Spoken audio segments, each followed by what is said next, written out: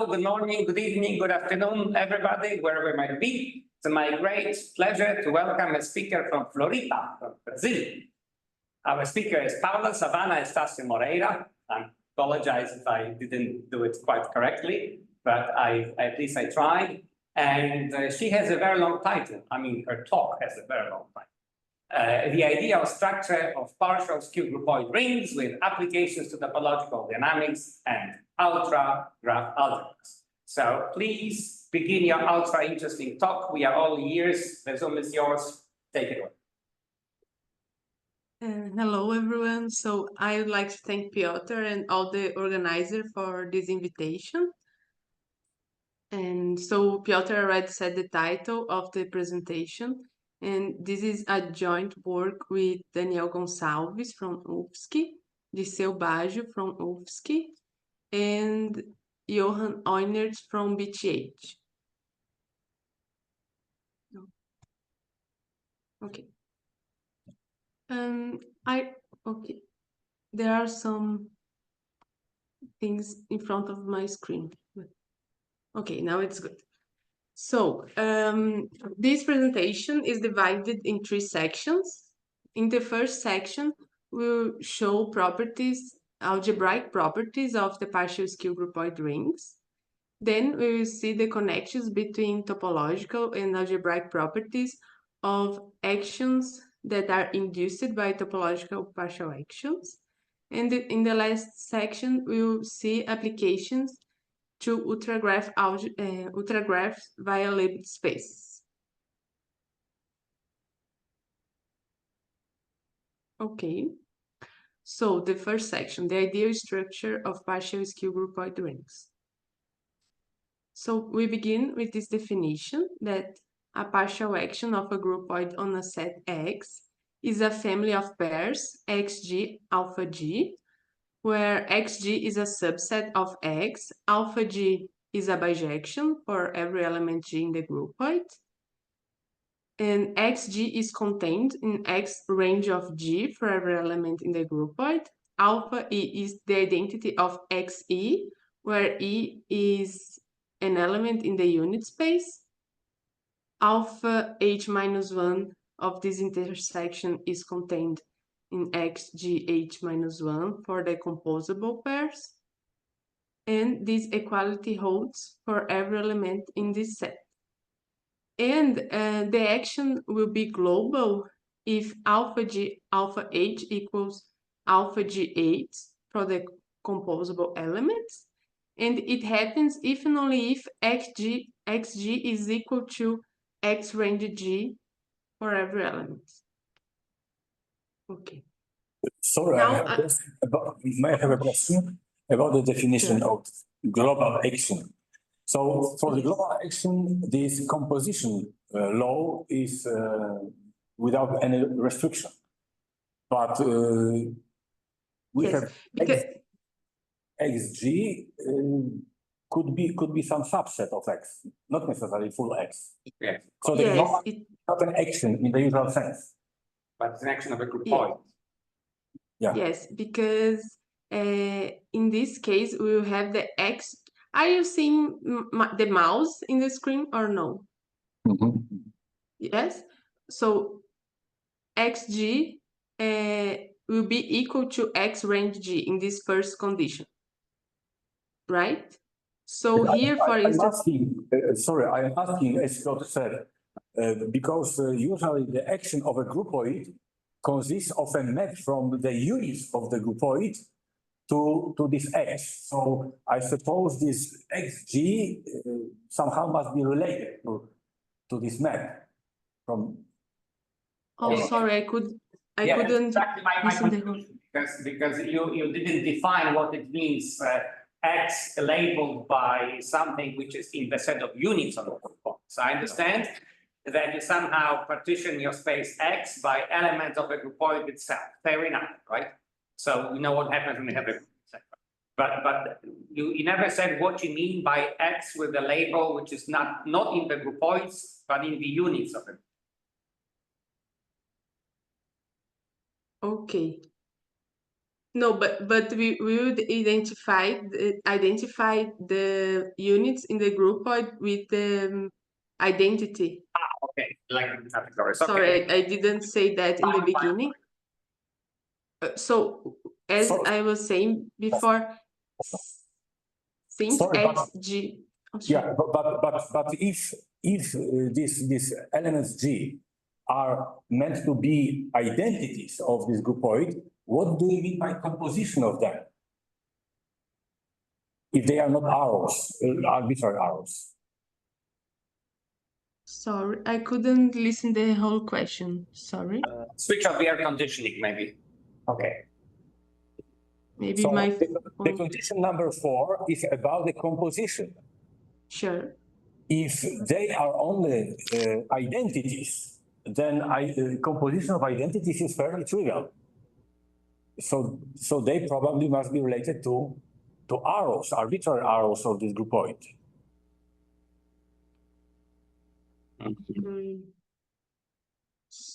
I don't know if I understand your question. So maybe I will explain what I mean this definition, and then you see if it helps for you. Yes, please. So we will have the xg will be equal to x range g, right?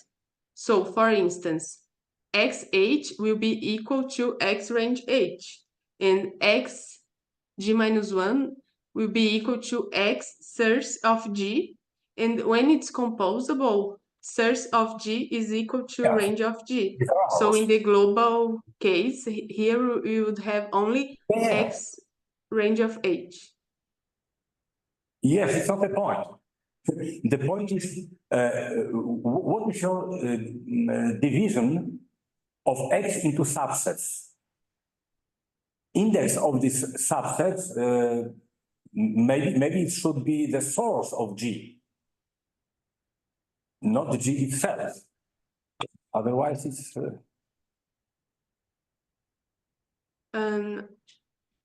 I don't know if it will happen, but later we will consider that X will be the disjoint union of XE if E is in the unit space. I don't know.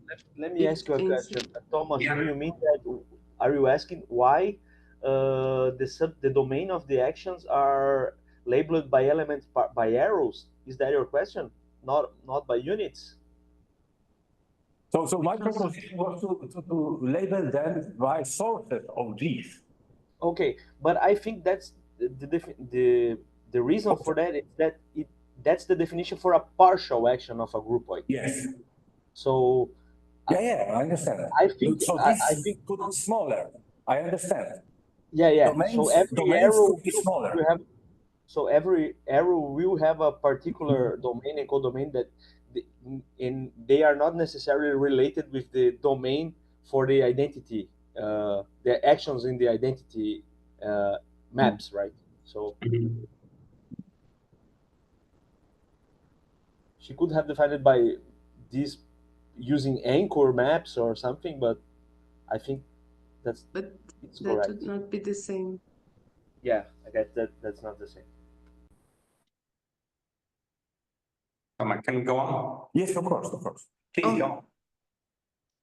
So another definition that we use a lot is that if we have a partial action of a groupoid on a set, then a subset of X is G invariant if alpha G of M in the domain when it's possible is contained in M for every element G in the groupoid.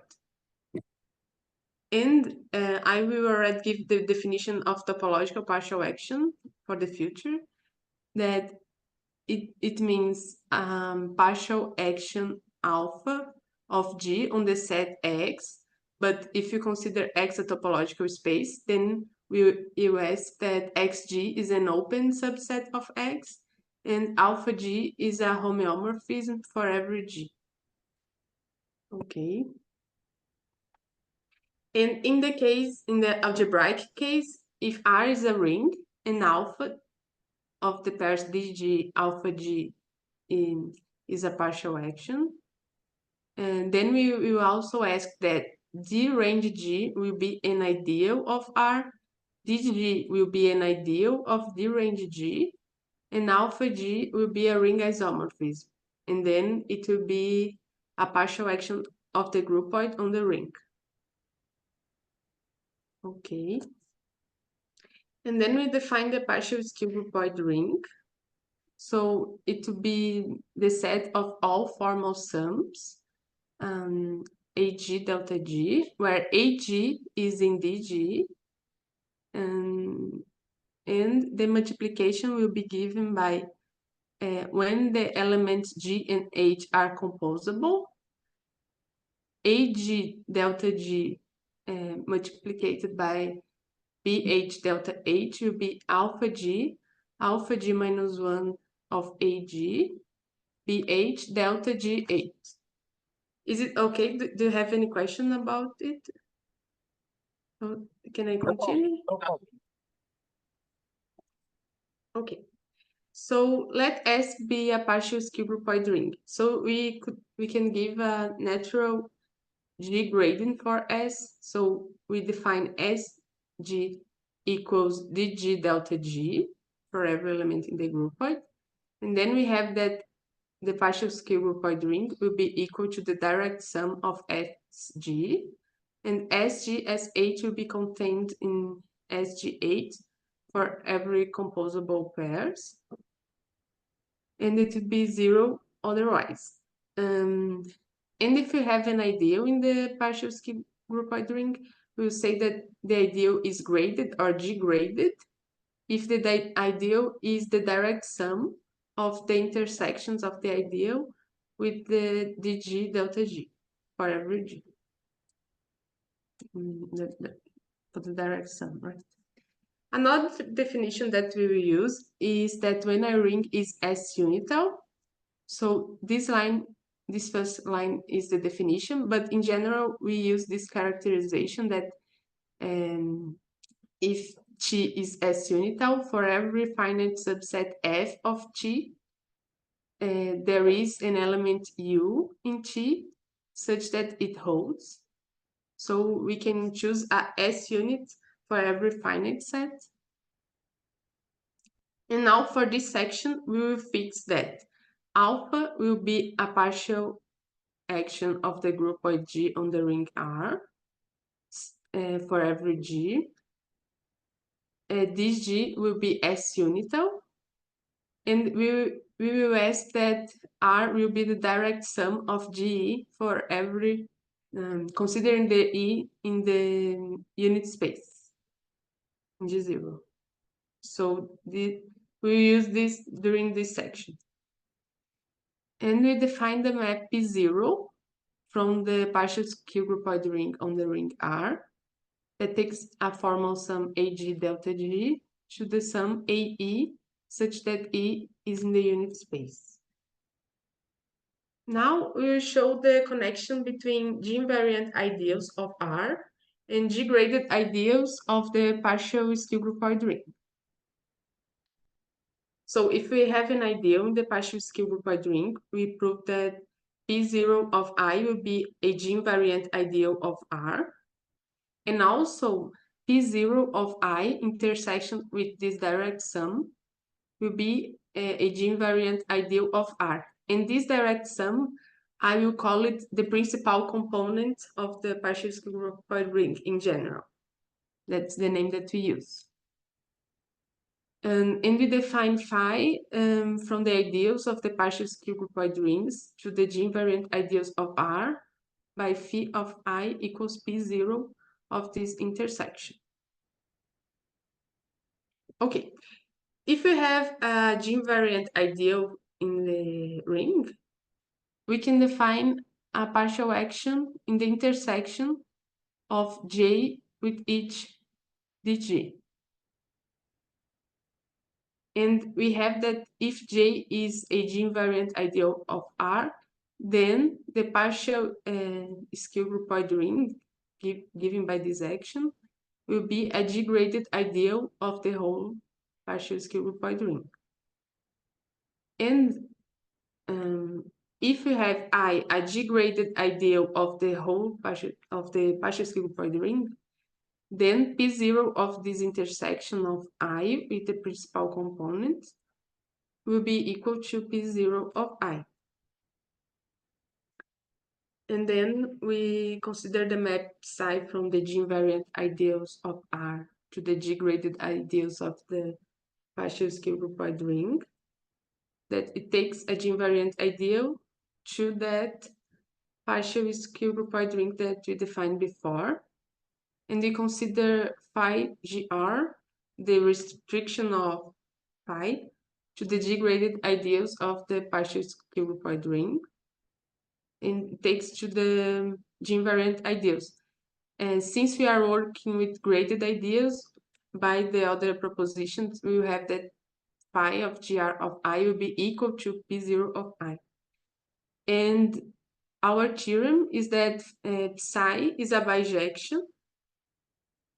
And so there is a one-to-one correspondence between the G-graded ideals of the partial skew groupoid ring and the G-invariant ideals of the ring.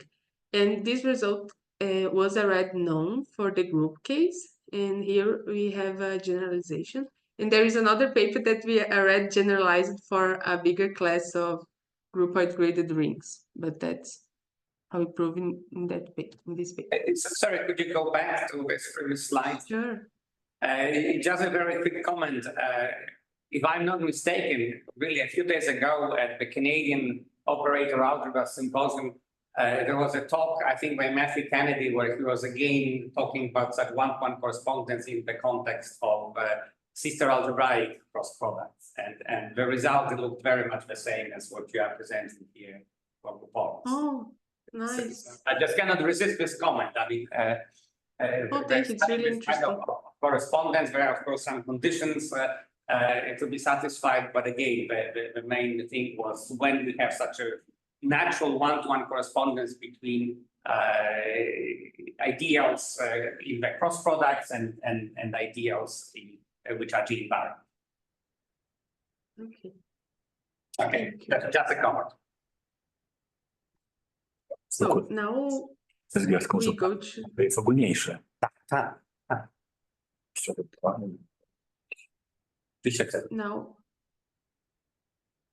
Now we go to the next section.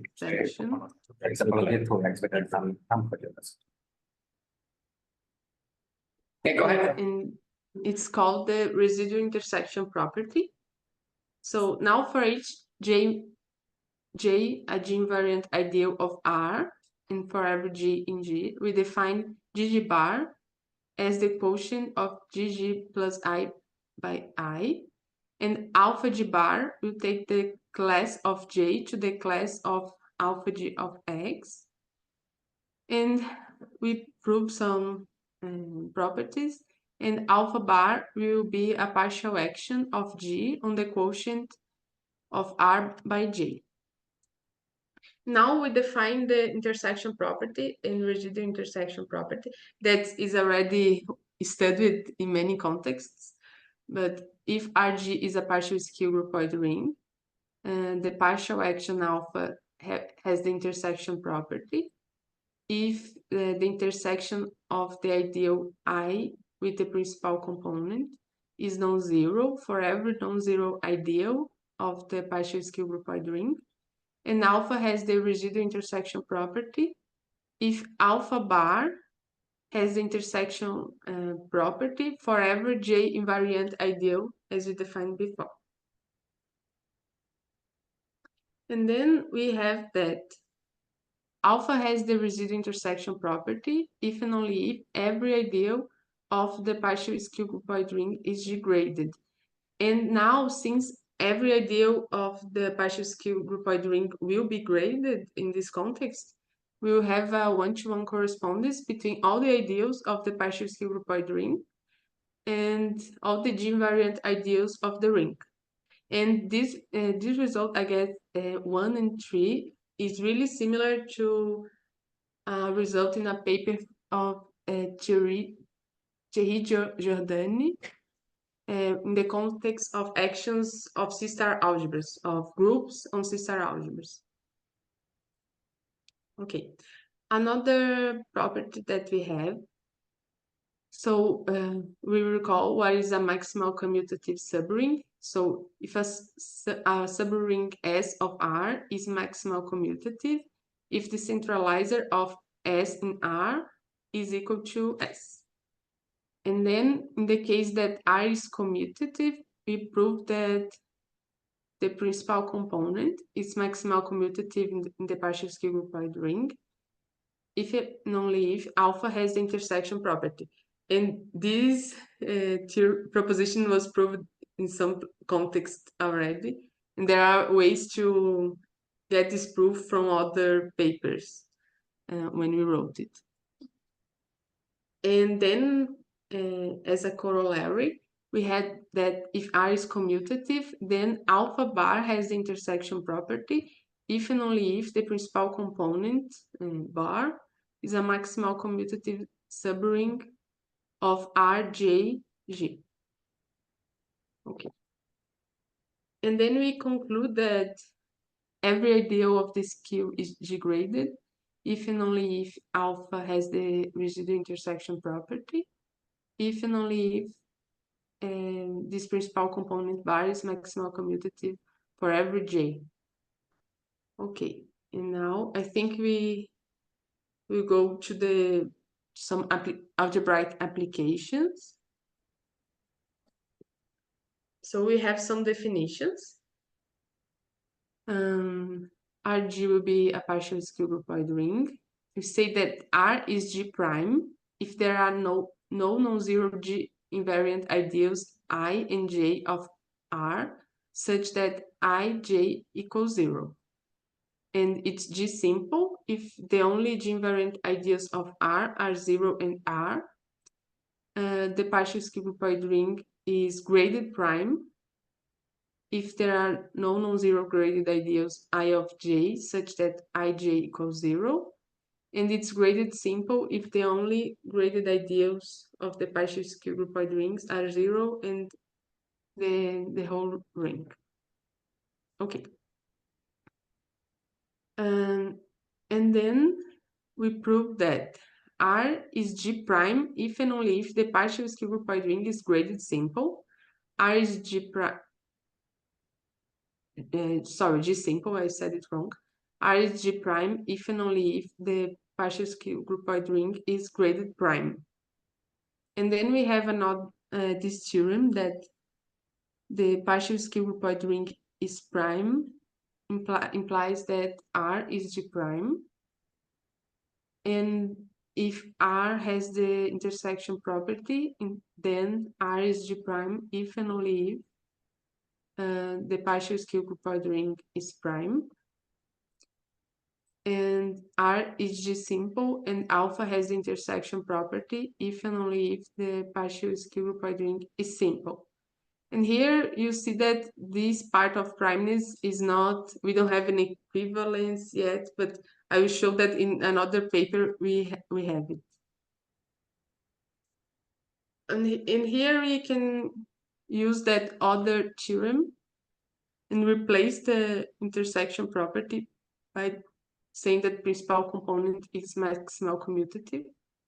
So we gain this corollary that if R is commutative and this is maximal commutative, R is G prime if and only if this Q is prime.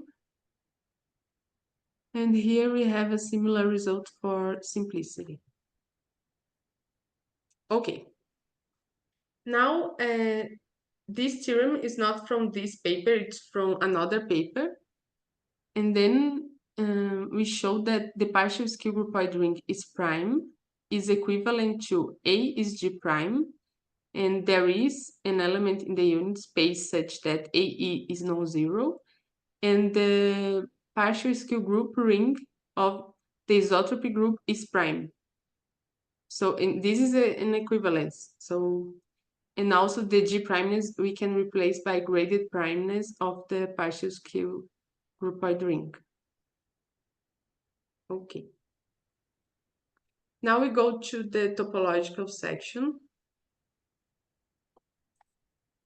So for this section, let G be a groupoid, R be a commutative unital ring, X be a locally compact Hausdorff zero-dimensional topological space, theta be a topological groupoid partial action of G on X, we ask that XG is clopin for every element in the groupoid, and X will be the disjoint union of XE for E in G0.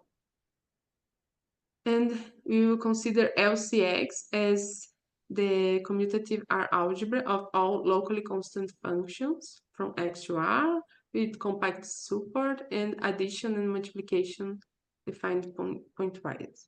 Sorry, Paula, but could you please give me some canonical example you have in mind for your X, which is locally compact, other than 0 dimension? What should I think about as an example? Mm. Except for trivial ones like, integers. It's big. You could take Cantor set, for example, or But Cantor set is compact. I want take disjoint union of countably many Cantor sets. That's what immediately comes to my mind, but it's kind of seems trivial to me.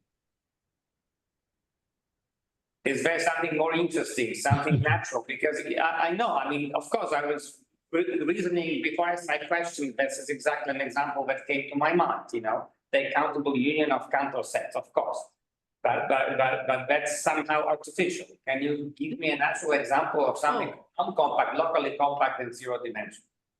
I guess in the paper, I won't present it here, but I guess we can consider the stone space of the idempotence of how do we construct that? We have a ring, we have the idempotence, we have the Boolean algebra. There is that stone duality, and we have the compact house of space with a basis that is clopin and everything else. So I guess that's a nice construction. Okay, that's what I wanted to hear. Okay, so there is some natural source of such. Yes, but those examples are compact. Those are not.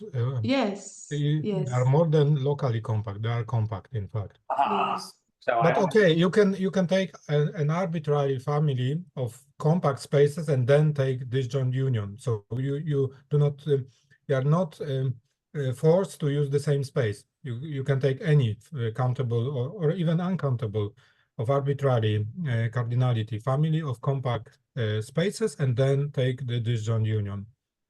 So this would be some sort of examples, but I'm not claiming that in some sense this is the canonical one. Maybe also something coming from p-adic analysis, but I don't know. Oh yes, that would be very interesting. Yes. Okay, let's go ahead.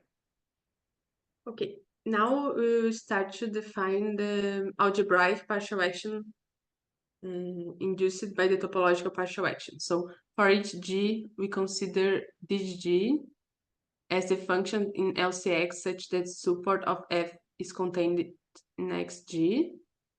And we have this ring isomorphism alpha g such that for each f in gg minus 1, alpha g of f will be the composition of f with theta g minus 1 for x in xg, in 0 otherwise, and it will be a partial action of the groupoid on LCX.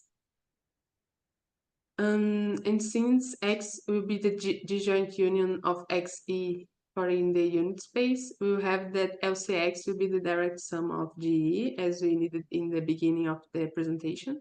And we will consider the partial skew groupoid ring LCXG. Okay. Okay, and now if K is a field and we have an ideal in LCX with image in K,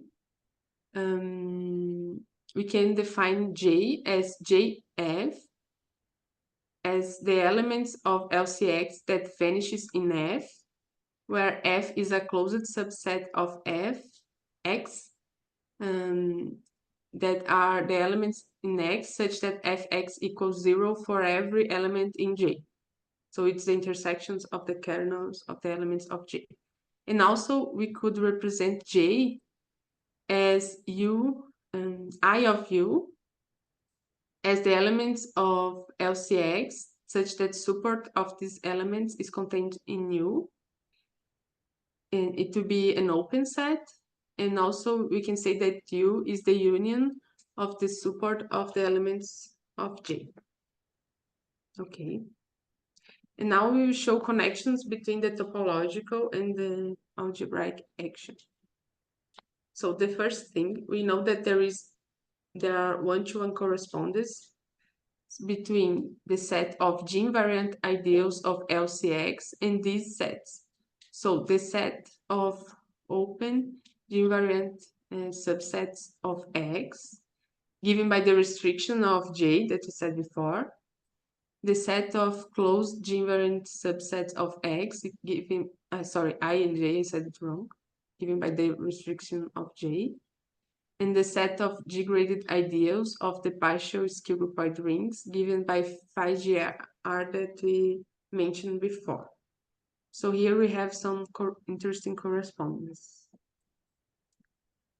Okay, now we give some definitions of properties for the topological partial action. So we say that theta is minimal if there is no proper open G-invariant subset of X. Theta is topologically transitive if we can connect open sets with theta. So for all non-empty open subsets U and V of X, there is an element in the groupoid such that theta G of this open U, where it's possible, intersection with the other open set is non-empty. That is topologically free if for every element in G0 and T in the isotropic group, the interior of the fixed point, when it's possible, is empty. And theta is topologically free on a subset F of X if for all U in G0 and T in the isotropic group, the interior, considering relative to F, is empty of the fixed point. Okay, the first thing that we have is that theta is minimal if and only if the LCX is G-simple. So we start to prove the connections. Then we prove that theta is topologically transitive if and only if LCX is G'. Theta is topologically free on F. And here it should be saying that it's a closed invariant subset if and only if the principal component is a maximal commutative subring of this partial skew groupoid ring. And the corollary, if F is a closed G-invariant subset, then theta is topologically free on every closed G-invariant subset of X, if and only if the partial action alpha of G on LCX has the residual intersection property. So I wrote this first sentence in the wrong place. It should be in this theorem, sorry. So here it's for every closed invariant. It's equivalent to the residual intersection property. Okay. Now we show applications for standard algebras. So if we have a partial action of a groupoid on X, we can define the transformation groupoid. It will be the pairs Tx, G is in G, in X is in Xt minus 1. We will have the composable pairs and the product by this way and the inverse in this way. So it's really similar to the group case. And we will consider in the transformation groupoid the topology induced by the product topology. And it will be a topological house of groupoid. The unit space will be given by the pairs EX, where E is in G0 and X is in XE. And using that X is this disjoint union, we will have an homeomorphism between X and the unit space of the transformation groupoid. And since this unit space is locally compact Hausdorff and zero-dimensional. It will be it comes from X, and the transformation groupoid will be étal and ample. And then we consider the Steinberg algebra AR of the transformation groupoid that in this context we can define as the set of all locally constant functions from the transformation groupoid on R with compact support. And then we have this theorem that under these circumstances, we have that the partial skew groupoid ring of the action induced by the topological partial action will be isomorphic to the Steinberg algebra of the transformation groupoid. Okay. Now we will give this definition because we would like to understand what does mean being when the action is topologically free on every closed invariant subset in the context of the Steinberg algebra. So we say that a subset D of G0 is invariant if G is an element in the groupoid such that source of this element is in D, then the range of the element is in D. And if D is an invariant subset of G0, we define GD as the elements of the groupoid such that G contains source of G and range of G. It will be a subgroupoid, and the unit space will be equals to G. And we say that G is strongly effective if for every non-empty closed invariant subset G of G0, the groupoid GD is effective. And the homeomorphism hold that we defined before is a bijection between the set of open G-invariant subsets of X and the open invariant subsets of the unit space of the transformation groupoid. Okay, now we have this definition that if we have a topological groupoid, we define iso of G as the elements of the groupoid such that the source of the element is equal to the range of the element. The groupoid is effective if G0 is equal to the interior of the iso G. G is strongly effective if for every non-empty invariant subset G of G0, the groupoid GG is effective. G is minimal if G0 has no non-trivial open invariant subsets.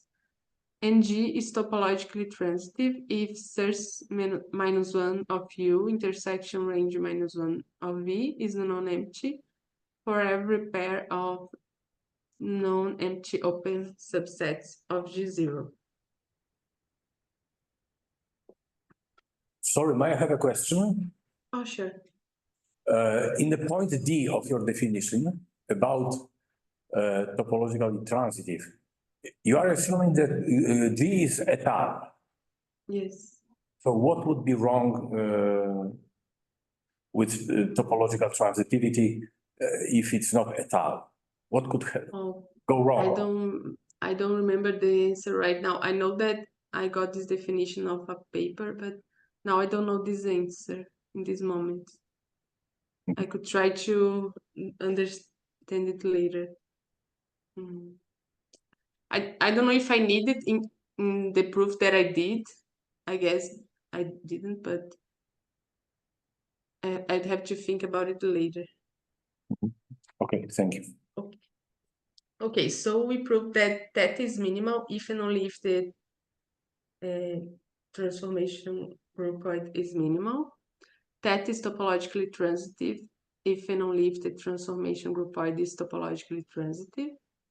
And if we have F, a closed G-invariant subset of X, then theta is topologically free on F if and only if the subgroupoid of the transformation groupoid considering O of F that we defined before is effective. And then, in particular, we have that is topologically free on every closed invariant subset of X, if and only if the transformation groupoid is strongly effective. Okay, now we'll summarize everything that we proved with some applications.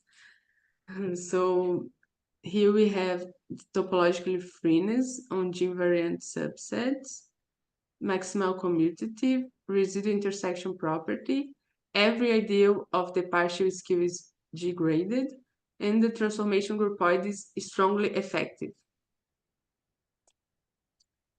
We also have that if that is topologically free on every closed G-invariant subset of X, and it is a substitute for residual intersection property. And it happens if and only if there is one-to-one correspondence between the ideals of the partial skew groupoid ring and the open G-invariant subsets of X. Here we have the equivalence to the case that is topologically free. So it's related to effectiveness of the transformation groupoid and intersection property for the action. And here we have an example that this example I found it really similar example showing that a transformation groupoid could be effective and not be strongly effective. And here we are using it to prove that an action could be topologically free and not topologically free on every closed invariant subset. And at the same time, an action could have the intersection property and not the residual intersection property. So this example shows that these conditions are different. So consider the group of integers Z, the one-point compactification Z union infinity, and the action theta that makes the translation from Z union infinity to Z union infinity that sums n, right? And notes that the interior of the points that are fixed by theta n is equal to the interior of infinite, and considering the whole set, it's empty, so theta is topologically free. But if we consider the point infinity that's closed invariant here, then theta is not topologically free on Xi, because the interior of the infinite in itself would be okay. So it's an example that is good for all the sections until now. Okay, and then we have that the partial skew groupoid ring is graded simple if and only if the theta from where alpha is induced is minimal, and it's graded prime if and only if theta is topologically transitive. And then we also have this result that the partial skew groupoid ring is prime. It implies that theta is topologically transitive. If theta is topologically free and topologically transitive, then the partial skew groupoid ring is prime. And if theta is minimal and topologically free, it happens if and only if the partial skew groupoid ring is simple. And now that I have all the connections from this partial skew groupoid ring and the Steinberg algebra, we know that this theorem was already proved in the context of Steinberg algebra by Benjamin Steinberg, this part of primeness, and this other by Lisa Clark. So something that we proved, but when we saw the connections, it's not new. We are, how do you say, recovering these results. Mm-hmm. And then we have some simple examples where we could apply these results. So if we have a field and X equal this set, 1, 2, 3, 4, if we consider the group of the permutations of elements of X given by 1, 1, 2, 3, 4, and 1, 2, 3, 4, we can define theta of G on X that takes an element in X and makes the permutation, and it won't be topologically transitive because we will never be able to connect 2 and 4. And so it means that if you consider the algebraic action induced by theta, the partial skew group ring won't be prime because theta is not topologically transitive.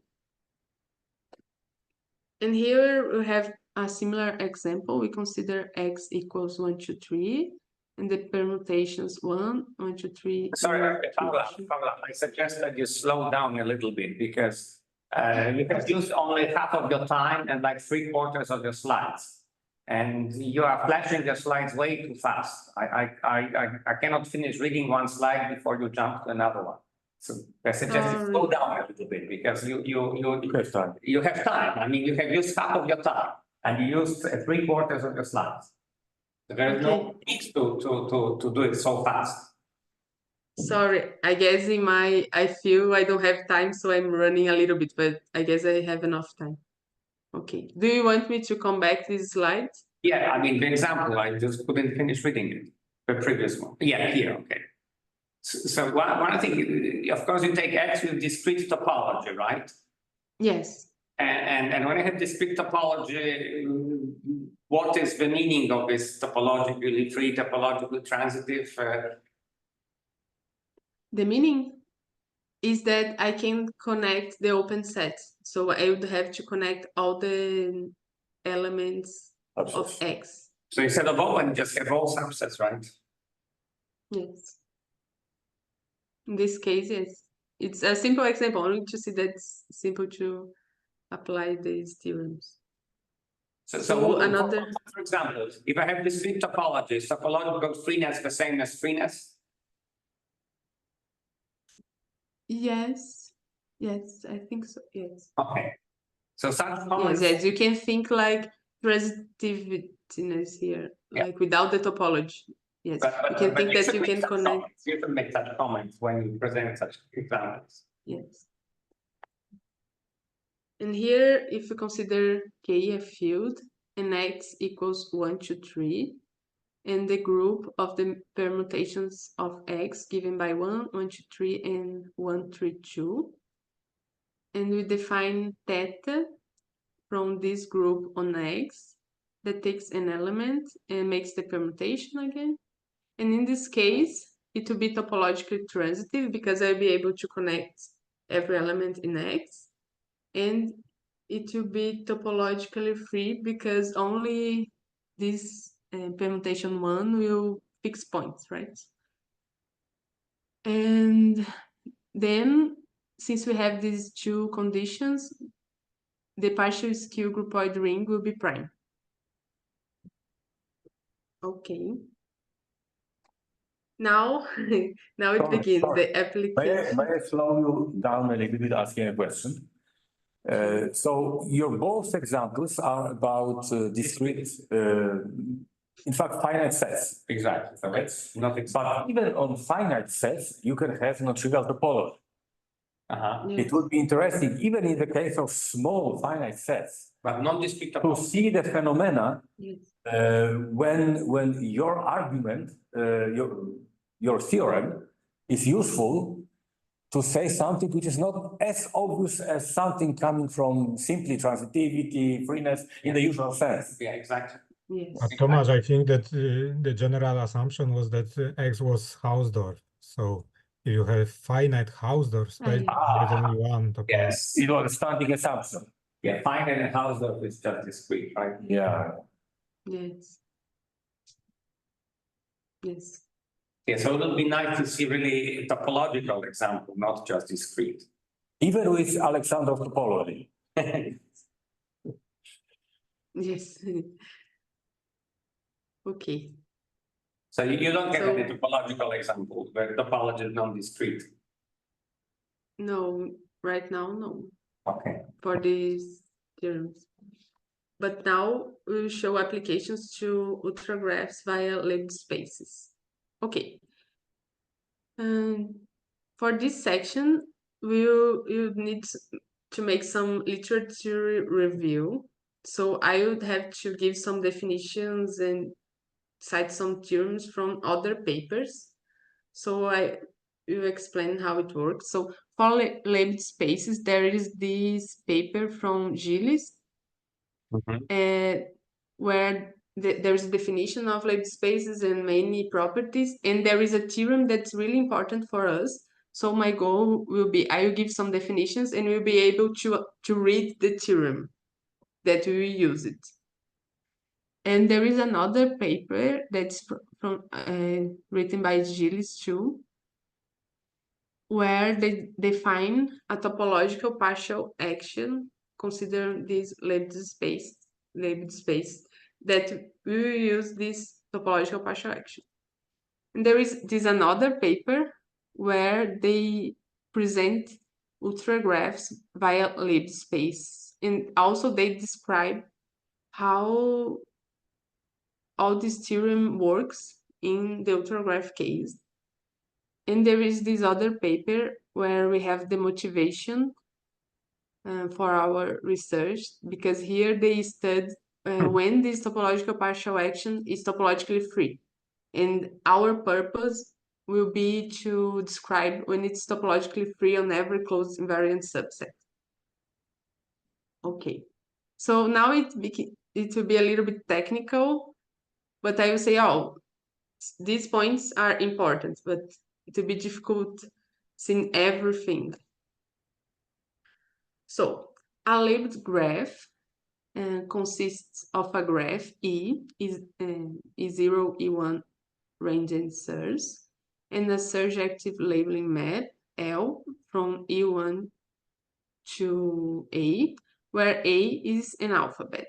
Okay, so we have a graph. May I make a quick comment? I really like labeled graphs because okay.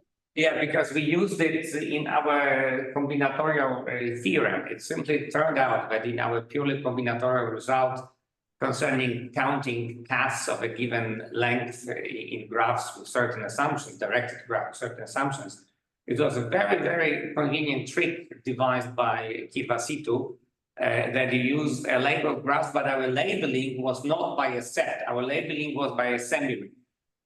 And moreover, we needed to assume that the semi-ring is a sub-semi-ring of a semi-ring of positive real numbers, because we needed to somehow count and take values, treat them as numbers.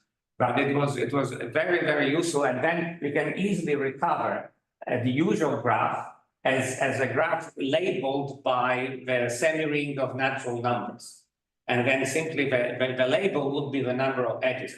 And the beauty of this trick is that you can reduce your situation to simple graphs, so graphs without multiple edges. And believe me, it helps so much with the combinatorics.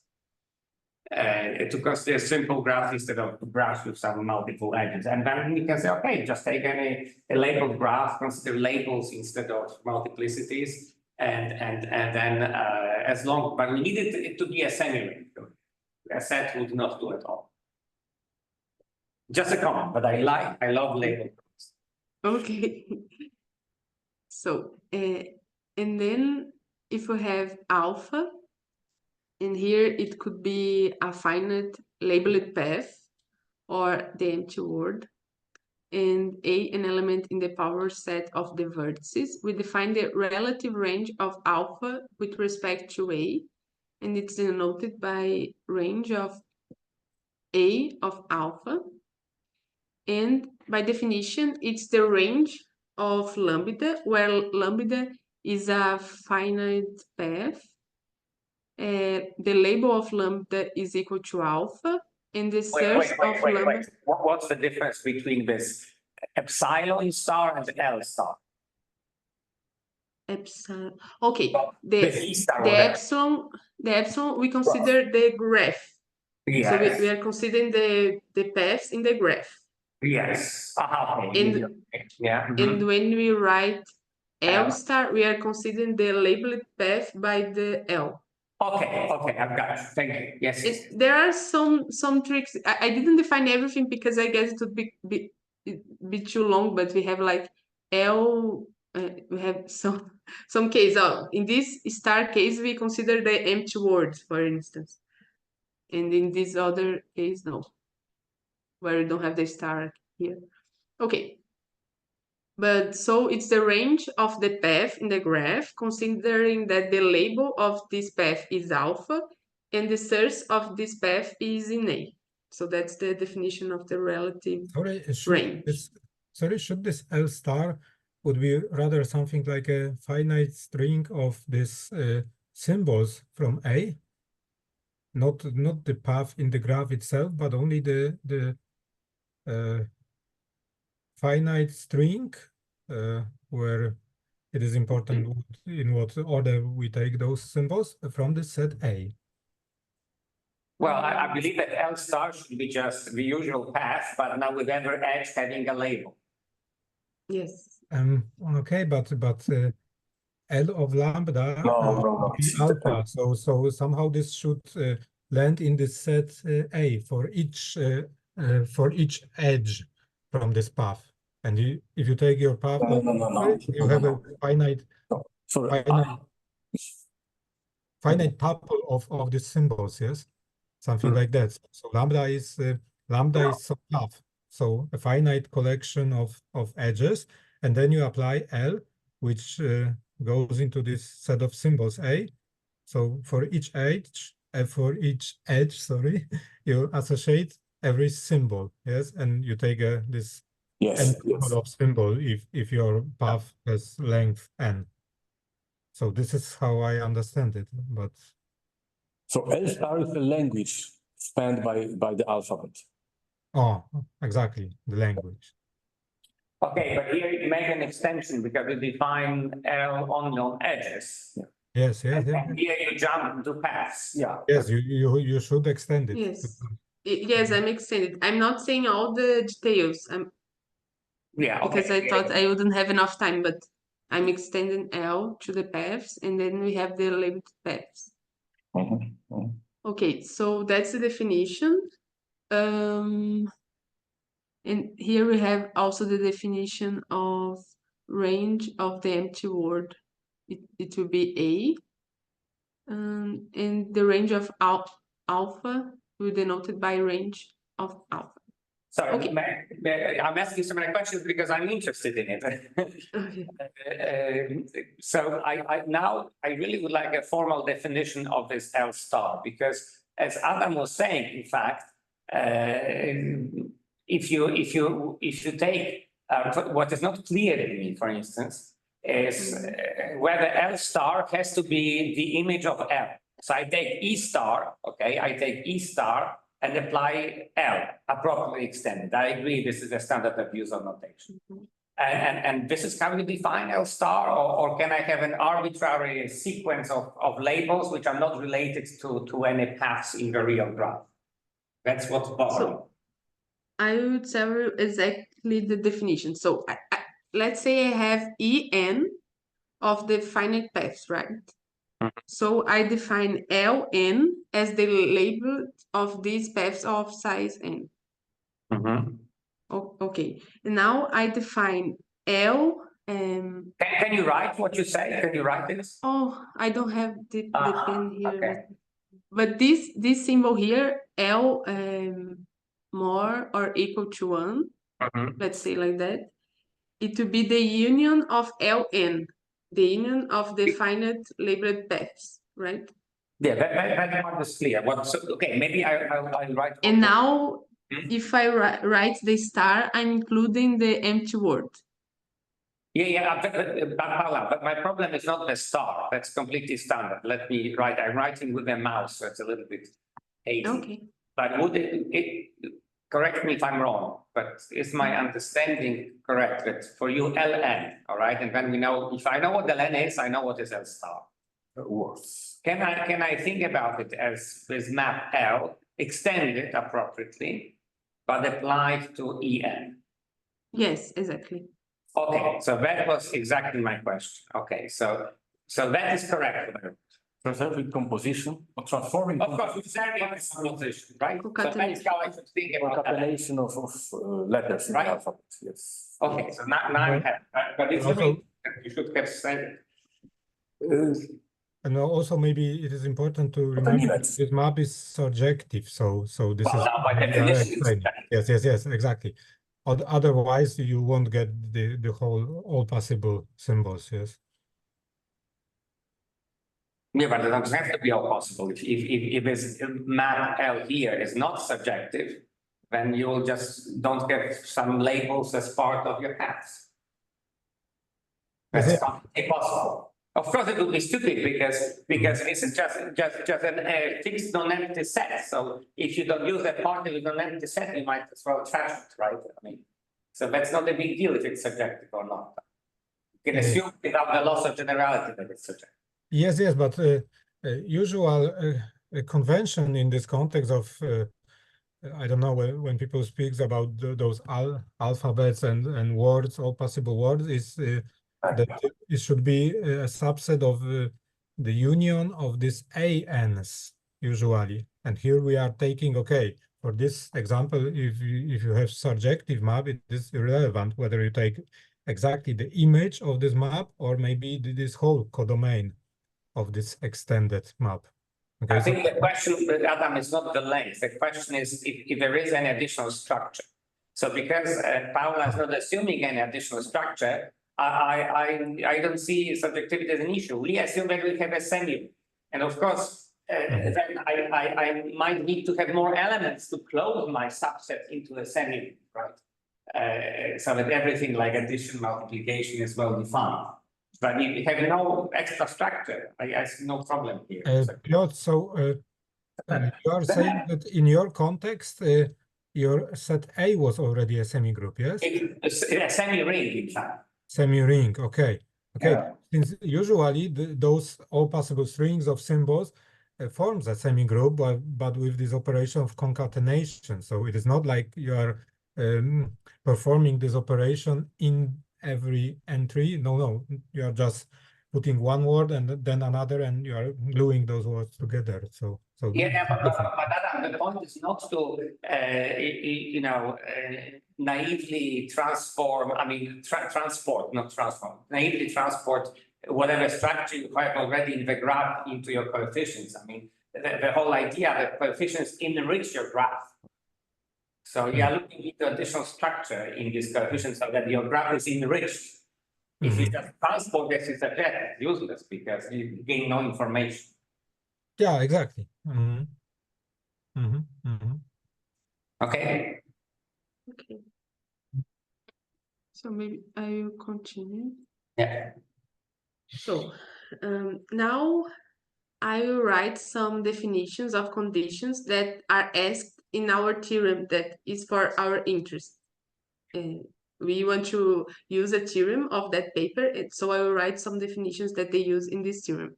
So a labeled space is a triple ELB, where EL is a labeled graph, and B is a family of subsets of the vertices, which is closed under finite intersections and finite unions, contains all range of alpha, and the relative ranges for every element A in B, and alpha a labeled path, a finite labeled path.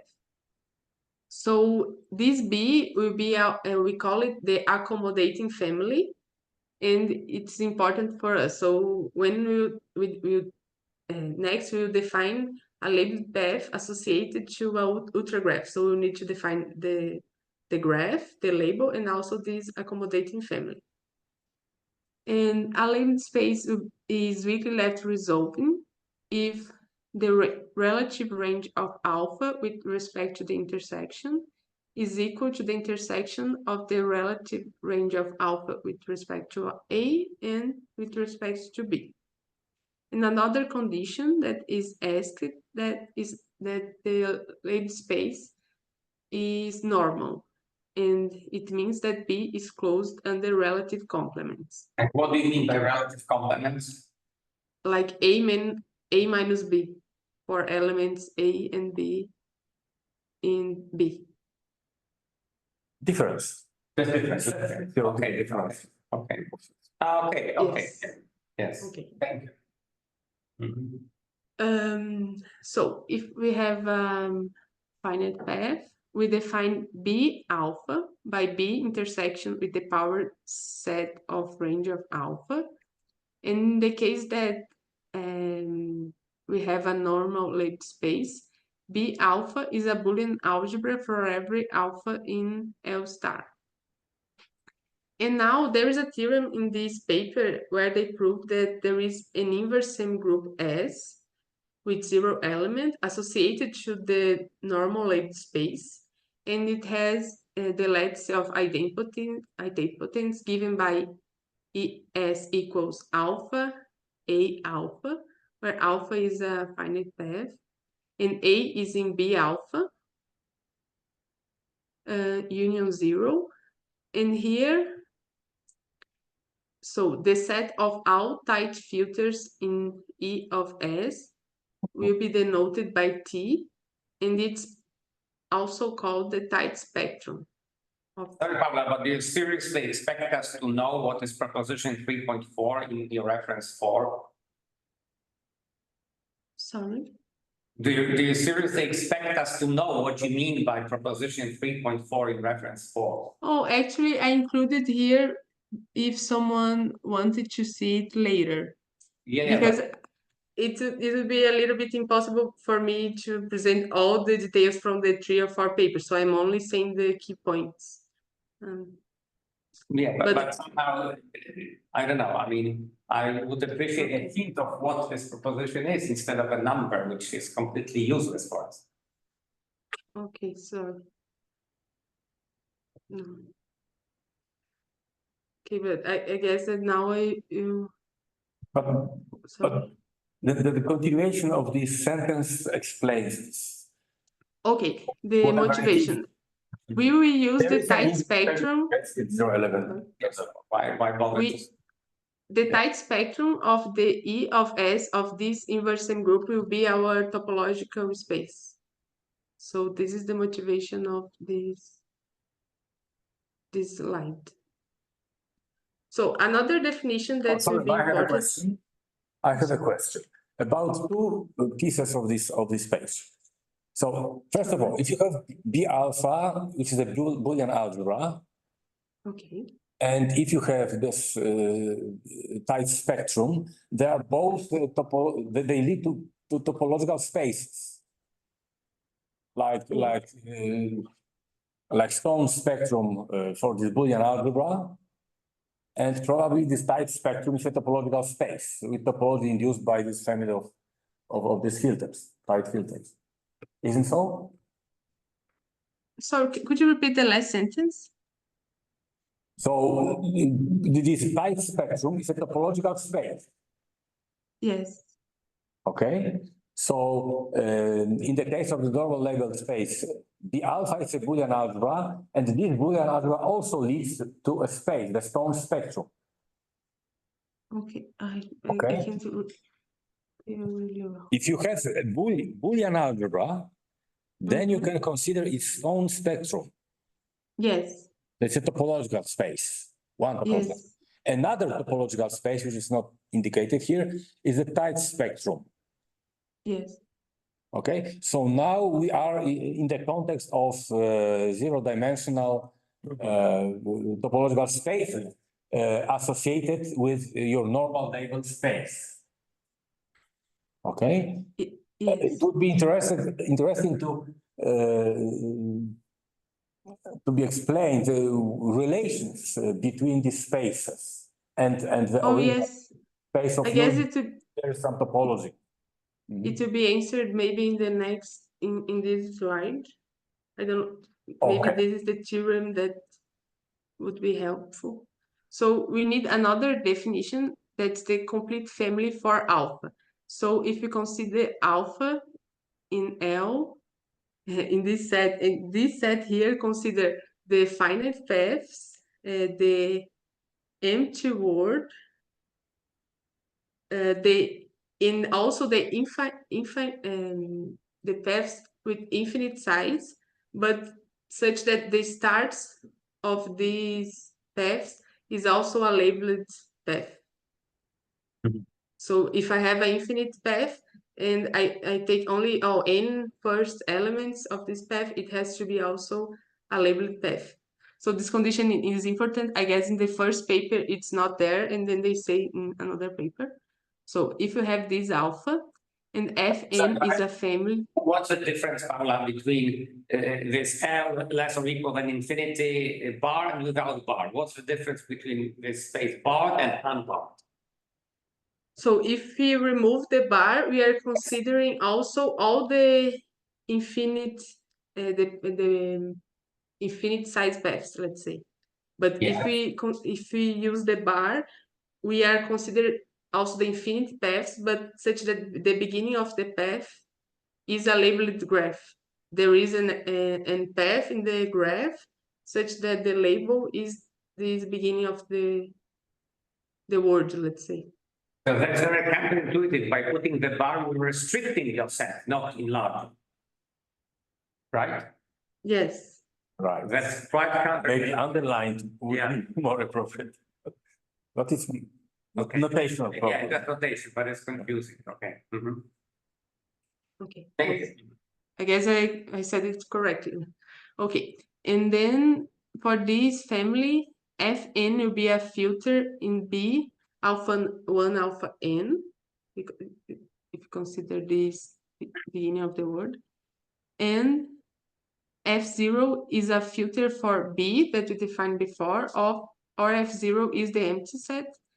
And we say that this family is a complete family for alpha if Fn is equal to the elements in the Boolean algebra B alpha 1n, such that the relative range of alpha n plus 1 with respect to A is in Fn minus plus 1. Sorry, it's a little bit difficult to say, but that's the definition. But here we come to the theorem that we use from this paper, that if we have labeled space that is weakly left resolving, and if we have that S is its associate inverse n group, then there is a bijective correspondence between the filters in E of S and the pairs alpha Fn, where alpha is a labeled path, and Fn is a complete family for alpha. So I don't know if that's the question that you did before, but it's close, but I'm not so sure what does it mean for topology, for the stone topology and the topology of this type. Yes, I didn't write all the. Probably this could be rephrased in topological terms. Yes. Yes, I didn't write all the details here, but because I'm making some, I'm only taking the key points of each paper, but that's a term that we will use it. And so every time we have a filter of E of S, we can think that it's associated to a pair alpha Fn. And then we say that the filter is of infinite type if alpha is of infinite size, and it's finite type if alpha has a finite size. That's also something that we say. But we will not work with this case. We'll work with the Ultragraph case that a little bit. Sorry, I have to ask one question more. Could you come back one page? Yeah. About the definition of a complete family. Is this complete family a unique complete family for alpha? No, that's the point. So there could be many complete families for a single alpha. Aha. Yes, but whereas a complete family, but there is no completion. It's not okay. And that's something that we use because we will arrive in a case that there is only a complete family and it will help us, but that's not true in general. So now we start to work with ultragraphs. So by an ultragraph, we say that an ultragraph is given by G equals G0, G1, range, and source, where source goes from the edges to the vertices, but the range goes from the edges to the power set of the vertices. So the range of an element could have more than one vertex, let's say, something like that in the ultragraph case. Okay, now we want to define the labeled space, right? And one thing that we needed is the accommodating family. So now I will give two definitions that's a little bit technical, but we will need it to have the accommodating family for our definition. So if we have an ultragraph, we define G0. Now it's a little bit different, the G, to be the smallest subset of the power set of G0 that contains all the vertices, contains range of E for every edge, contains the empty set, and is closed under finite unions and finite intersections. And we say that these G0 are the generalized vertices of the ultragraph. Okay. And the accommodating family B associated with the ultragraph is the smallest family of subsets of G0 that contains the generalized vertices and is closed under relative complements, finite unions, and finite intersections. So it's a little bit technical, but we are constructing the set that we need for associate our labeled space. Okay. Now we'll define the graph associated to the labeled space. Please, could you come back to this previous speaker? Sure. And is closed under relative complement, I understand what it means. Finite unions and okay, because you add this relative complements, you have to again repeat these finite unions and finite intersections. Okay, thanks. Okay, now if we have the ultragraph, we'll define the graph by the vertices of we have the vertices, the edges, and the R prime and S prime will be the range and the source of this graph that we are defining. So the vertices will be the vertices of the ultragraph, and the edges will be the pairs EV, where E is an edge, and V is one of the elements of the range of this edge. So because in the ultragraph, I could be many edges in the range, so I choose one, and I consider that this edge and the vertex is my edge. Okay. And then we'll define the range of this pair EV as V. So it's like I'm taking the one range for each edge, let's say something like that. And the source of EV will be source of E. My alphabet will be the vertices, and the accommodating family we defined before. And we define the labeling map that take an edge to the alphabet. So it would get EV and take 2E. And it will be a normal labeled space associated to the graph. So here we note that the labeled paths will be exactly the paths in the ultragraph. So its case is really more simple, right? So the L star and the E star and everything will be the same. I don't know if there is any question here. Okay.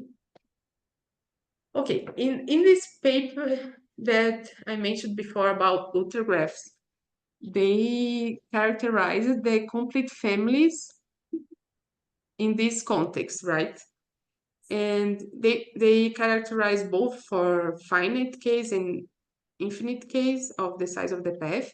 But I included here this because we will be really interesting in the infinite paths, because we will study the fixed points by the actions, and it will be related to the infinite paths. So if alpha is an infinite path on the ultragraph, then this complete family is the only complete family of filters for alpha. So we have this remark: for each infinite path alpha on G, there is a unique element C alpha in the tight spectrum associated to the word alpha. And also a filter of infinite path is completely described by its infinite path associated to it. Yes, so now what is happening now? We used to have the filters of E of S and the pairs in alpha, phi, Fn, right? Now we have only one family for the alphas of infinite size, let's say. And so it means that every time we have a filter associated to an infinite path of E of S, it's completely described by this alpha. So now everything is really more simple. Is there any question here? So this answers my question. So there is no question, there's an answer. It is answered now, because I asked about unicity of this complete family for uniqueness of arbitrary alpha, and then the explanation for infinite. Yes, for infinite and for ultragraphs, it's really important. It's the ultragraph case, right? Yeah. So there are two restrictions: ultragraph and alpha is the infinite path, an infinite path. Okay, and now there is another paper that described this topological partial action in the labeled case, and we'll give a notion in the ultragraph case, but we will not discuss all this paper. But if you have a weakly left resolved labeled space ELB, and F is the free group generated by A, for every T in the group, there is a compact open set contained in the spectrum, and it will give a topological partial action of F on T, the tight spectrum. And for the case of the labeled space associated to an ultragraph, we see that it's important to see what happens when we apply phi alpha beta minus 1. And it will mean that we are cutting beta from the beginning of the word and gluing alpha to the word. And then we get the associated word and get the new filter. So in the case of the filter associated to infinite words in the ultragraph case, we can think alpha like that. But there is a whole paper for the case of labeled space. Okay, and here there is a remark that if I have, I'm repeating the remark here, but it's from this paper. If I have a filter that is fixed by a point T in the group associated to alpha, then there exists beta that could be finite or an empty word, and gamma that is not empty word, it's finite, but it's not empty, such that the associated labeled path C alpha is such that the path is alpha equals beta gamma infinite, and T has a description. It's beta gamma beta minus 1 or beta gamma minus 1 beta minus 1. So here it means that every fixed point is associated to an infinite word in the ultragraph case. And we describe exactly how does it look, the tight filters that are fixed by the action. I don't know if it's clear.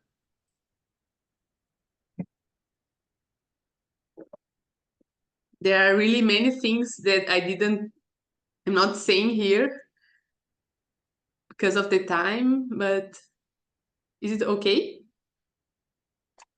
Okay, and now we go to our paper. The other things that I said here was from the literature. So first, a motivation. Gilles has this paper where they have a normalized space, and they show that the partial action phi of the free group on the tight spectrum is topologically free if and only if the labeled space satisfies condition L. And by condition L, it means that every cycle has an exit. And this definition of cycles is in the context of labeled spaces. And so it's really more general that what we're doing now.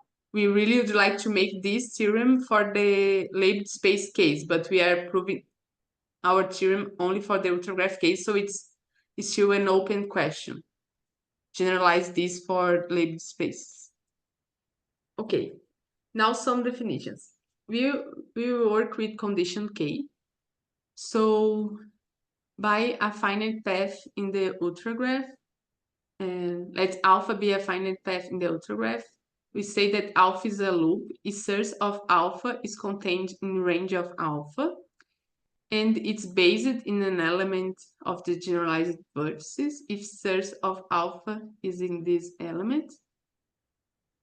And a loop is a simple loop, a loop alpha 1, alpha n, if source of alpha I is different of source of alpha 1 for E different of 1. Wait, so if I have source of alpha 3 equal to the source of alpha 2, it's okay.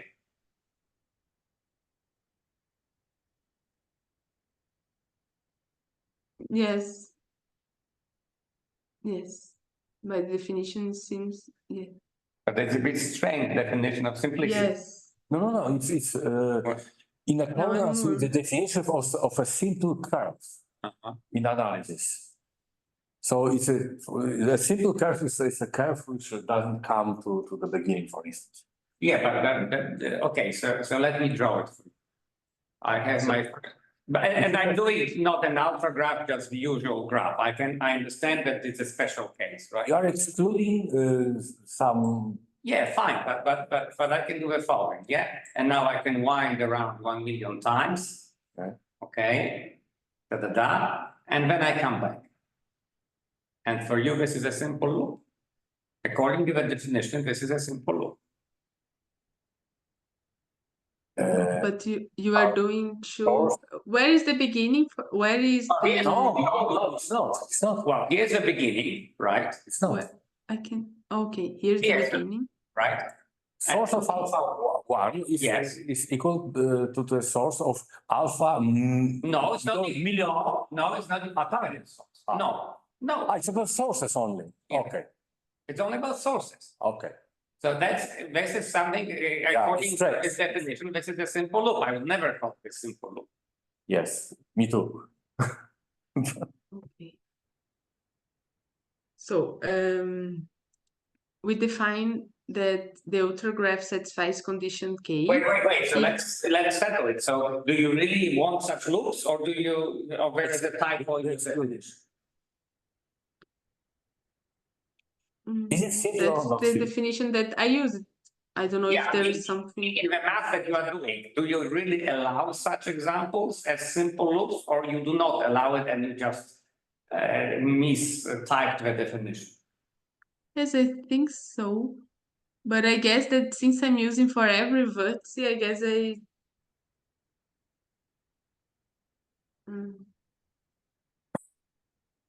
Because The I would be context really of surprised if condition that's the K. concept you use. Okay, maybe I could think a little bit more about The it range of later. alpha I is different from the source of alpha 1. Yeah. I mean, because these are very important things in graph sister algebras. I mean, if you have a vertex simple loop without an exit, then you have injectivity theorems, which are very deep and very difficult. So the concept of the so-called vertex simple loop is fundamental in graph sister algebras. But it means, not just for distinguishing one. I mean, you look at all vertices involved in your loop. And you basically say that your loop is simple if no vertex is repeated somehow, then the path doesn't. Yes, that's why I guess I did. Kind of not self-intersecting. This is what is meant by simple. I guess that's why I didn't have this problem, because I'm asking for every vertex, but maybe Maybe there is another way to write the definition of simple loop. So anyway, so this definition is not what you mean, right? Yeah. Yeah. So So, this is a non-example. Yeah. Okay. okay. So we say that in Ultragraph G satisfies condition K if for every vertex there is either no simple loop based at V or at least two simple loops based at V. Okay, and for every vertex, so I guess this problem wouldn't happen. Okay, but we tried to use this definition of condition K, but it was not possible to use it the way I tried. So I found this Sorry, but definition it's of supposed to be obvious to us what is condition K, because I have no idea what you're talking about. What sorry, is condition K? sorry. What is condition K? Condition K, it means that if I have a vertex or I have no simple loops, but if I have one simple loop, I have another simple loop based at V. I So, completely don't or follow. I don't have any simple loop at V, based at V that starts at V, or I have at least two simple loops. Or it is two, yes. But sorry, this sounds somewhat technical, like is the definition which is only needed for a proof of something, or is it really some notion which is important for? No, they use it for in the literature. This definition is used. I don't see a reason why this condition, this property should be somehow natural and interesting. Maybe it is so that it is somehow useful in some proofs, like a technical notion, but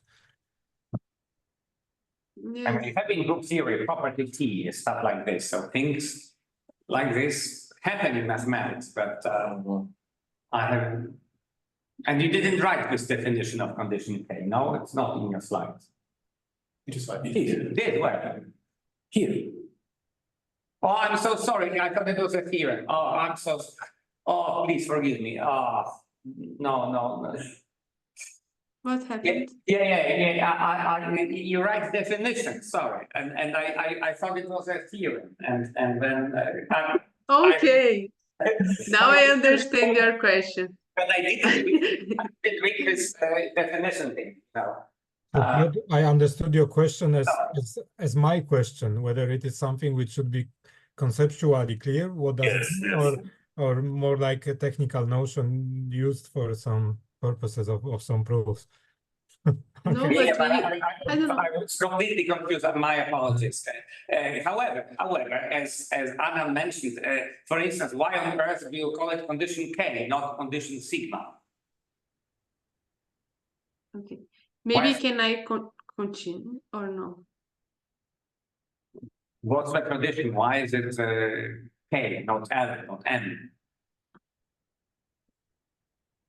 Okay, so but that definition of condition K, that for me is the usual definition, was not good in our context. We tried to use it, but then I was reading Rui Exel's book of L bundles. I don't know if you know that. In the last chapter, he gives another definition of condition K in the graph case, and he shows that they are equivalent. So we did the same for ultragraphs. So his definition is this one. If gamma is a loop in the ultragraph, we say that gamma is recurrent if there exists another loop hole in gamma, such that source of gamma is equal to source of hole is equal to source of gamma, and gamma hole, gamma infinite is different of gamma infinite. So it means that if I'm doing my loop, I can go to another loop and come back, and it will be different of only being the same loop. So that's the definition of being recurrent. And gamma is transitory if it's not recurrent.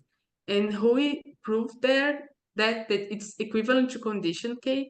And here we also proved that the ultragraph, every loop every loop in the ultragraph is recurrent if and only if G satisfies condition K. So this is our new condition K. Every loop in the ultragraph is recurrent.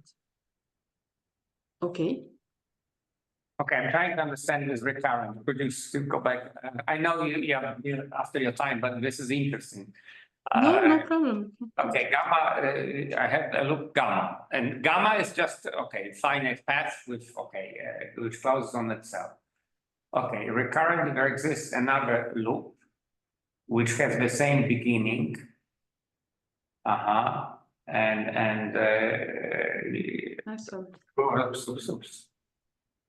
If there exists another loop which has the same beginning, and what would happen if I would take rho equal to gamma? Yes, then it That's in not- the infinite case, it would be transitory, right? Because it's no, not- no, Yeah. it's not the answer. But it's not what we are asking. We need another loop. But so Such now, that- okay, so by another, you really mean rho different from gamma. Yes. But Okay. sorry, what's Another gamma loop. infinity is just It going. must be another by definition. Yeah, but it should be emphasized. I mean, yeah, of course, another, yeah, okay. It's a consequence of this inequality. Which inequality? It's not inequality, not equality. It's not inequality.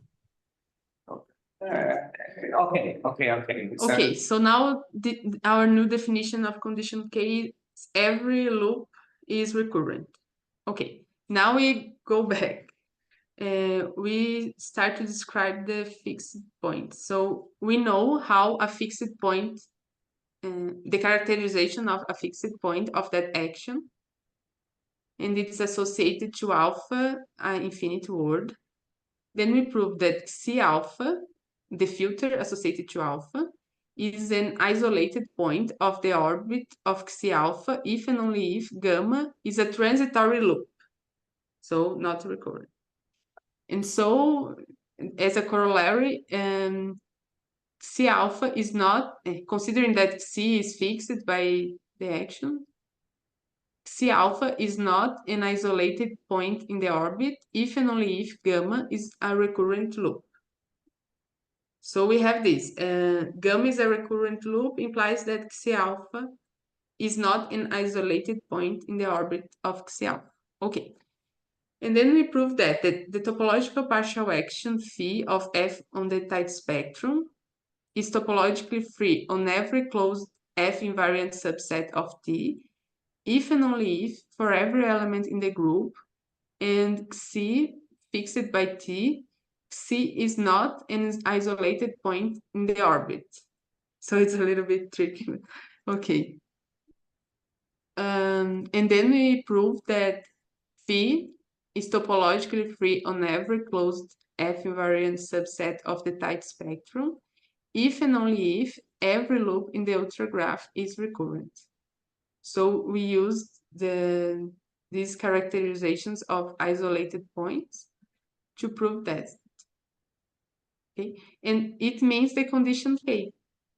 And then we have this final theorem that we have that the ultragraph satisfies condition K if and only if every loop is recurrent, if and only if the transformation groupoid is strongly effective, if and only if the action is topologically free on every closed F invariant subset of the tight spectrum, if and only if every ideal of the skew is F graded and alpha has the residual intersection property. And there is another line here that every ideal of the partial skew groupoid ring is Z graded. And that's something that comes from the literature, that we have that the ultragraph satisfies condition K, if and only if every ideal of the Levi path algebra associated to the ultragraph is Z graded. And Gilles proved in his paper that the Levi path algebra is Z isomorphic to the partial skew groupoid ring of this action. So we have this another property here. And that's it. So, okay, reference. Is there any question about this? we are only connecting everything. So this is the reference of the paper that I presented today. Mhm. And here I have some important reference for us. Mhm. And thank you for your attention. Obrigado. Thank you. Okay, any further questions? I have an immediate question. Sorry, I cannot resist it. Could you please give me an example of a recurrent loop and a transitory loop? I want two examples. And for simplicity, could you make it for the usual graph taken as an example of an ultragraph? I want to see just the usual graph viewed as an ultragraph, and I want to see an example of a loop which is recurrent and the loop which is transitory. Because Let's I think a probably little met. bit.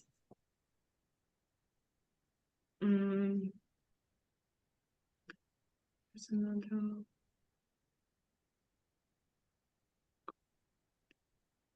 Okay, I guess it's simple.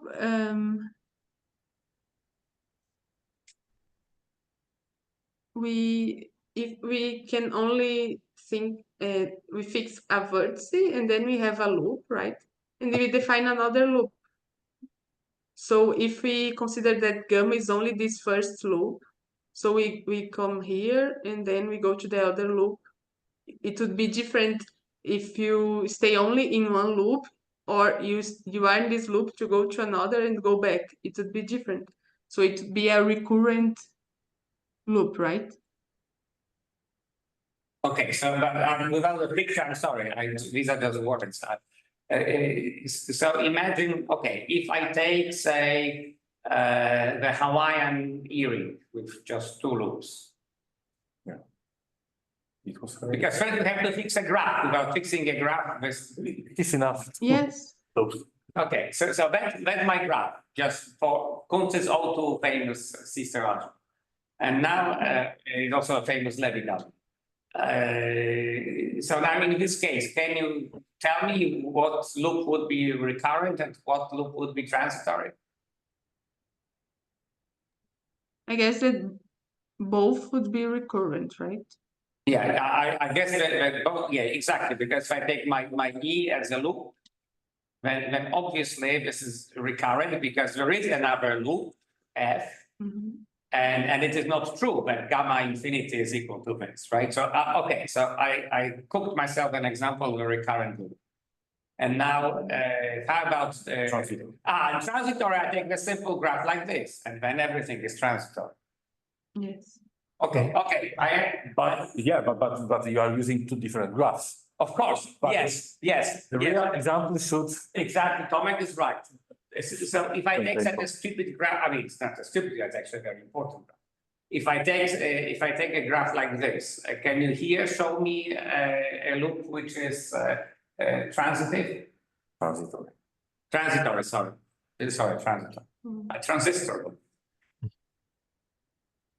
So sorry, Piotr, the graph is just the disjoint union of these two graphs? No. I mean, this is the Kuntz O2 graph. Hawaiian earring. Okay. I have one vertex and two edges. Yes. And this is all your graph, yes? And that's all my graphs, like in the Kuntz O2 sister. So I think that there is no transitory loop. Why? Why? 1, 2. I think that both of them are recurrent, but I may be wrong. Sorry. No, but the loop doesn't have to be of length 1. I mean, you can take what if I write EF, for instance? Okay. I write this loop, E times F.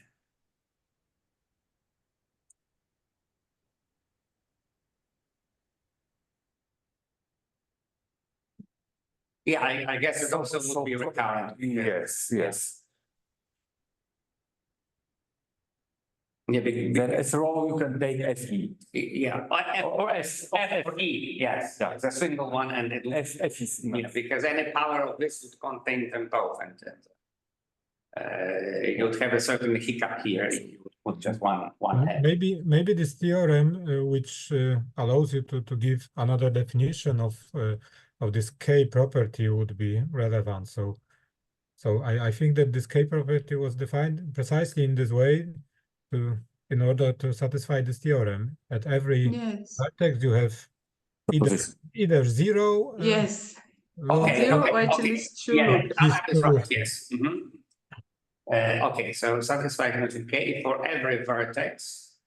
There is no simple loop based at V, or at least two simple loops. Based. So if we have one, we will have a transitory in this case, right?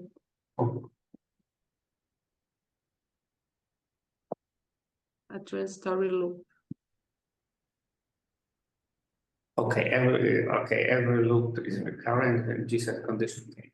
So this probably is an example of condition K. A graph satisfying condition K, because every loop is recurrent, right? Yes. Which is good. Okay, so an example of a graph does not satisfy condition K. It has one loop like this one. One loop. All right, yes, of course. Yeah, of course, yes. Anything more interesting? Okay, I guess I could do a bunch of them like this. Yeah. Also in Huiexio's book, he makes some discussion about this recurrent loop and transitory loop. It's in the end of the book. And okay. You could be interested too. Okay, yeah. Okay, I'm happy. Any other questions from the room? Tomek? Yes, I have a question about the equivalence. Could you come back? No, not come back. Go further. Here?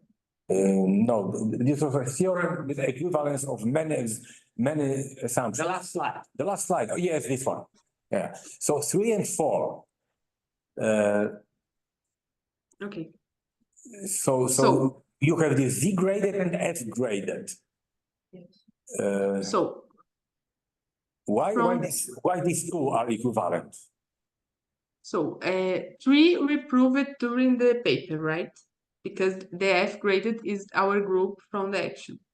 So every ideal is F graded is equivalent to residual intersection property. That's equivalent to topologically free, and we have the condition K. So the 3 comes from our paper. Okay. And the condition 4, there is a paper, I guess the name of the author is Iman Far. I don't know if I'm saying correctly, but they proved that the ultragraph satisfies condition K if and only if the Levy path algebra associated to the ultragraph and every ideal of this Levy path algebra is Z-graded. Okay. That's interesting. Z-graded. So the smallest 3 groups suffices. And then Gilles proved in his paper labeled Levy, I can see the name here. Levy path algebras of labeled graphs. In this paper, he proved that the Levy path algebra will be Z isomorphic to the Skew group ring. This is Skew group ring. Partial Skew group ring. So we have this Z isomorphism. So every idea here will be Z-graded too if we have condition K.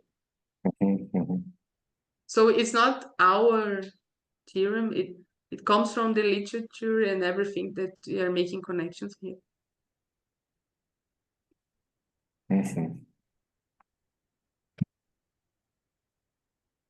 Okay, anybody else? So maybe I can tell you why I asked this question. Okay.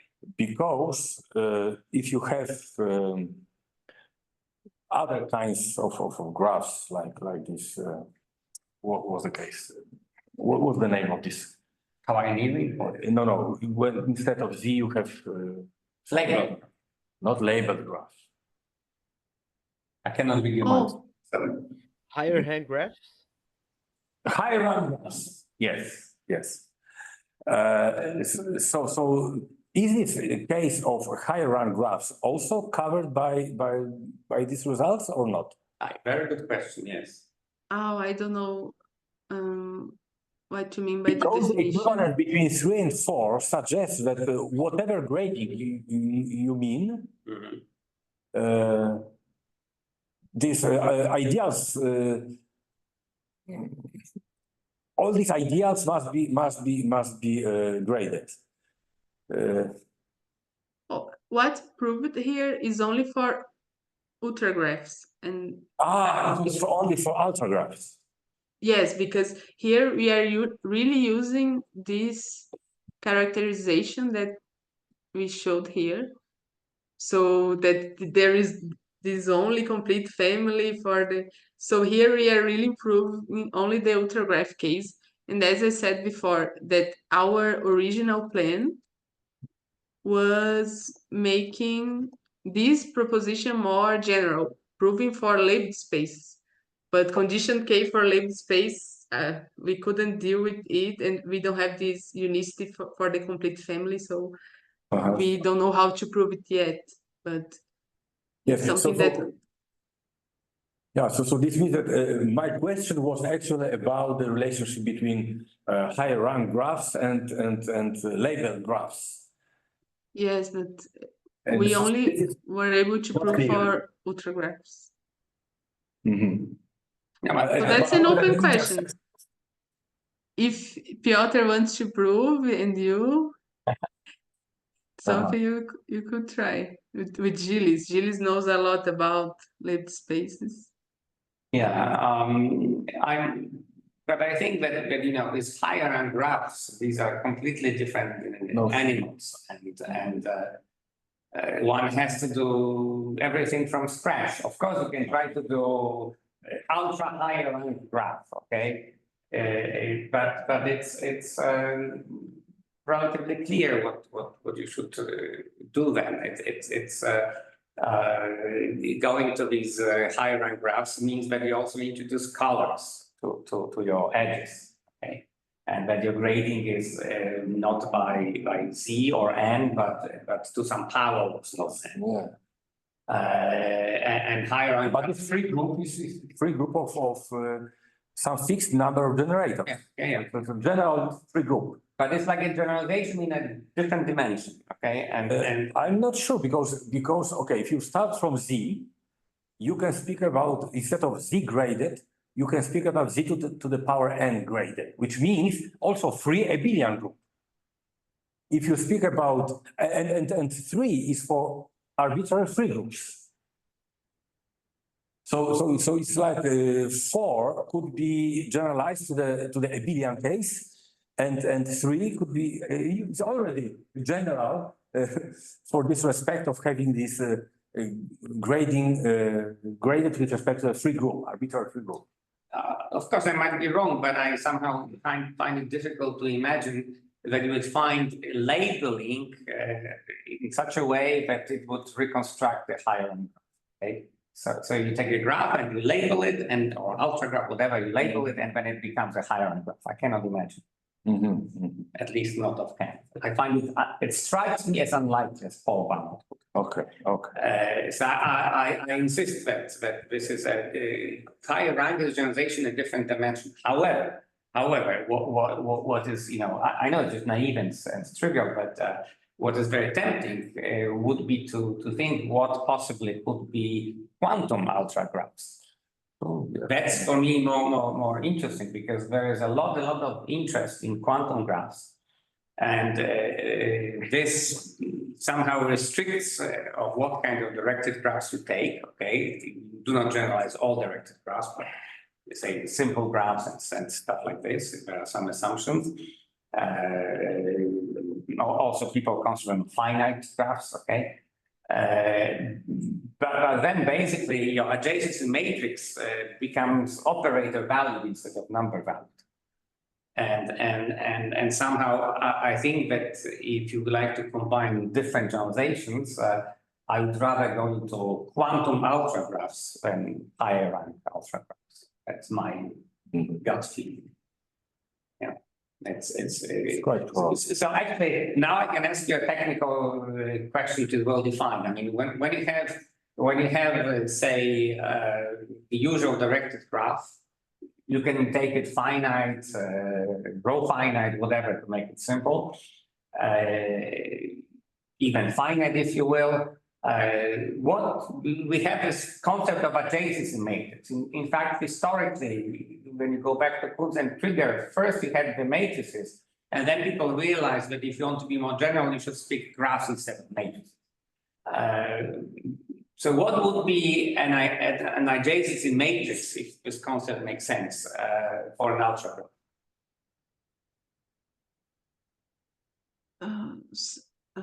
Okay, the adjacency matrix of the graph, like 1, if you have an edge, 0, is it what you are asking? But I don't understand the full question. I guess maybe my phone is really bad. Okay, could you repeat? Yes, so if you have the usual graph, for simplicity, take a finite graph, okay, so that we don't have any problems with infinities and what is meant. Then the adjacency matrix of a graph, which completely encodes the structure of a graph, and which is very important because this is how you read out the K-theory of your graph system algebra. So this is fundamental. And many theorems relate to adjacency matrix. Is given by the following. So this is an n by n matrix where n is the number of vertices. Okay, and if you have a label v and w, where v and w are vertices, so the entry of this matrix labeled by vw is the number of edges going from v to w. So that's the adjacency matrix.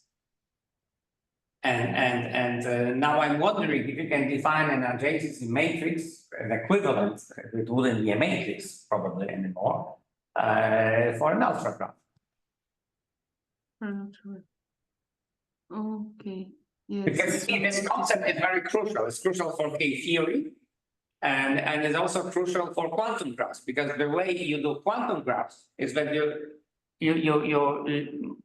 express the usual graph in terms of the adjacency matrix, and then in this adjacency matrix, you replace numbers by operators. But maybe it would be difficult to see it as a matrix. Yeah, but as I said, it's no longer a matrix probably. Yeah, because matrix could be transposed. Yeah. This condition is not symmetric. No, I know. That's what I said. It's a multi-valued. It won't be a matrix. It will be something more Something more, But I think that is a nice brain teaser. This is something one should consider, because it's very natural. I mean, so first, adjacency matrix is fundamental in graph theory. I mean, it's not just some ad hoc notion, it's a key notion. And now when you generalize in a certain direction, it would be nice to see if a concept that is pivotal in graph theory is lost, or can it be somehow extended. So I do not expect you to answer my question. I'm just trying to give you food for thought. So. I know that Rui has a paper, I was reading the name here, I guess it's Kunz-Krieger Algebras for Infinity Matrices, but I guess he considers the adjacency metric for graphs. And he also studies this topologically freeness on. So this is another paper that I studied, but I guess it's for graphs, but maybe it's something similar for what you're Sure. I mean, like for ultragraphs, right? Yeah. I mean, people extended. I focus on finite graphs, but of course you can have the adjacent matrix for any graph. You can just appropriately define them. If it's not row finite, you just extend your semi-ring of natural numbers to infinity, and somehow you define what you mean by the semi-ring structure when infinity is incorporated. So this is not the problem. I mean, because you have the Raven-Szymanski theorem about the K-theory for arbitrary graphs, and so this means that you have really not any particular assumptions. So there is not an issue of handling the adjacency matrix for infinite graphs. No. One restricts to finite graphs or simple graphs, stuff like this, to go quantum. But that's why I kind of focus on finding them. So yes, of course. Oh, okay. Very good question. Okay. So with this, I think we can wind up. So if Adam, you still have a question? Does anybody have any further question? Okay, so maybe let me ask, at some moment you were considering a graph associated with this ultragraph. So maybe somehow you could define the adjacency matrix for this graph associated with this ultragraph, and maybe this would remember some. Yeah, I could remember, but you would still lose some information. I mean, if you attach a graph to ultragraph, I believe you lose some information about the ultragraph, right? Probably, but I somehow didn't catch how many information do we lose? How much one can recover from this graph associated with this hypergraph?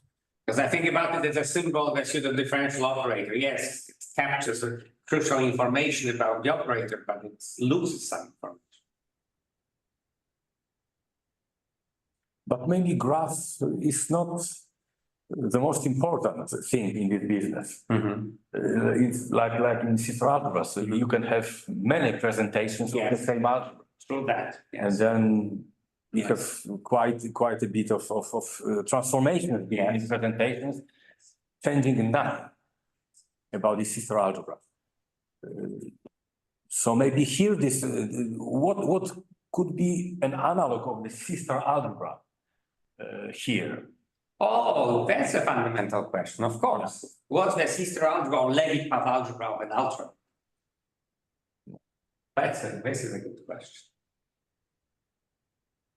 Yeah. And there is another question. For me, the preliminary question would be how much information this graph associated with this ultragraph remembers. Since if it's so that almost all the information can be recovered, then maybe it is not relevant to fight with the definition of this adjacency matrix for an ultragraph, and just work with this graph associated with this ultragraph. I don't know. So here many things depend on additional data, like labeling, like grading. So it cannot be reduced to the graph. I also don't believe it. But overarching structure, which is an analog of a sister algebra or Levi path algebra here, could be this tight spectrum maybe, or something related to this. I don't know. But this tight spectrum is a usual topological space. So for sure, it cannot contain this information about non-commutativity encoded in this dynamics.